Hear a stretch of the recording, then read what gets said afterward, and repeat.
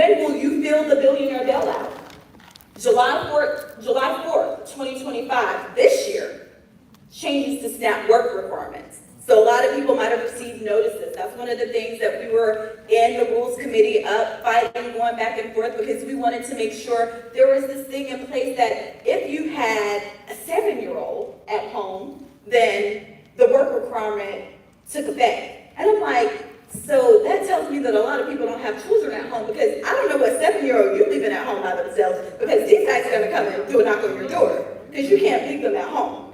So then they up the age a little, but still children are still on the chopping block, because if you have children at home, it doesn't exempt you from this work requirement. October 1st, 2025, so this is coming up.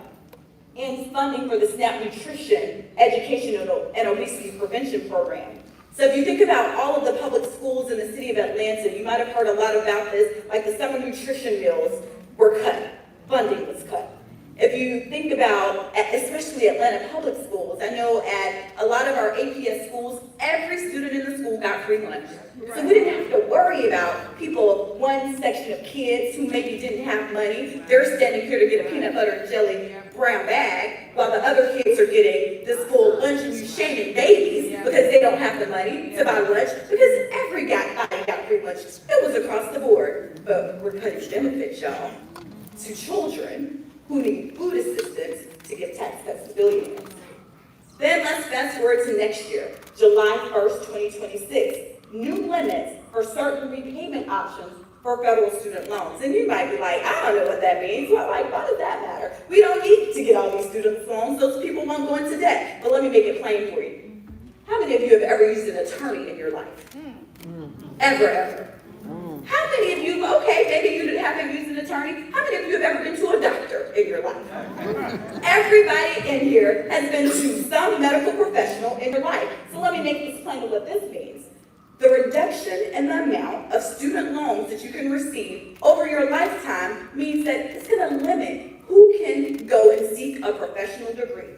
It's going to cut you off at a certain point. And that point is well before the limits of paying for a medical school or a law school or any professional school education. So that means we're going to have a class of have and have-nots. We've made all of this progress on making sure that we can bring some equity to who is able to seek professional degrees. But starting July 1st, 2026, there's going to be limits on the amount of student loans that you can take, so you might not even be able to finish your degree.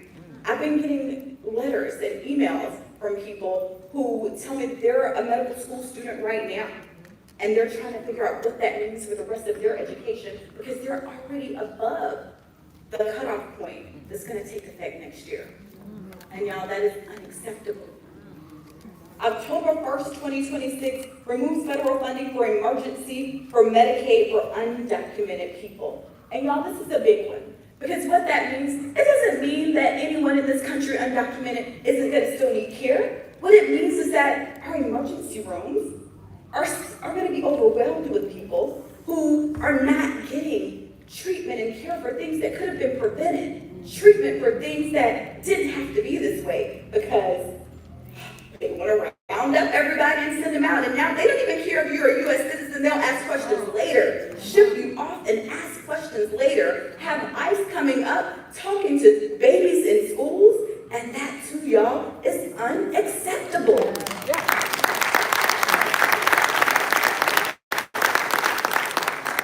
July 1st, 2027, end of student loan deferments for economic hardship for unemployment. How many of you have ever found yourself where you've gone hard times and you maybe didn't have a job? If you don't want to raise your hand, I'll raise my hand for you, because that was me. I've been at that point where I needed to file that economic hardship form to defer my student loans because I couldn't pay them. We got some people right now. But girl, let me tell you, mine got forgiven 2 years ago, and I have that screenshot in my phone because no takebacks. But because of the public service loan forgiveness program, my student loans were forgiven for my days as a teacher in Fulton County Schools and my days as a public policy employee at a nonprofit, Planned Parenthood, here in the Southeast. So they have been forgiven. Pastor said, I know they said the Lord forgives you, But these student loans have been forgiven. If they try to come back, I'm gonna send them to the Lord because I'm not the person for my doing. So next up, January 1st, 2027. Deadline for most states to implement new Medicaid work requirements. So you know the work requirements, they went into effect July 1st of this year, July 4th of this year. And then the deadline for the states to implement these work requirements won't happen until January 21st, 2027. But did y'all notice what was not on that board? We have a big election coming up, y'all. Okay. Yeah. We have a big election coming up in November. So these are the things that are not going to go into effect until after the election. So you won't feel this pain until after the midterm elections, and it was by design. Yeah. January 1st, 2028, fewer drugs eligible for Medicare drug pricing negotiation. That means the drugs that you're taking that have previously been negotiated, the prices are lower, you can maybe have a little more breathing room and afford them better.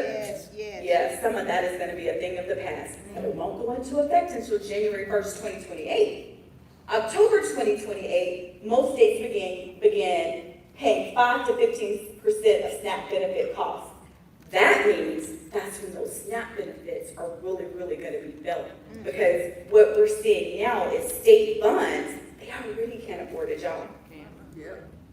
I mean, we have a state senator here with us, and we're going to recognize our elected officials that if you can tell me where the state of Georgia is about to find all of this extra money when they stay cutting stuff, I would love to hear it. December 31st, 2028, expiration of temporary no tax on tips, overtime, and auto loan entries, because that would have already went into effect before the midterms, because they want you to feel that, to think that they're doing something to help you. But y'all, you know what was not temporary? The tax cuts to billionaires. Okay. Those are in perpetuity, where the no tax on tips, which only helps you if you itemize your taxes. So it's kind of a fake assistance anyway. But they're still going to repeal even that in 2028. But the tax cuts to billionaires, they will linger on. So y'all, tax cuts for the people continue to be rolled back, but tax breaks for billionaires continue. No deadline, no sunsetting, nothing. And that is unacceptable.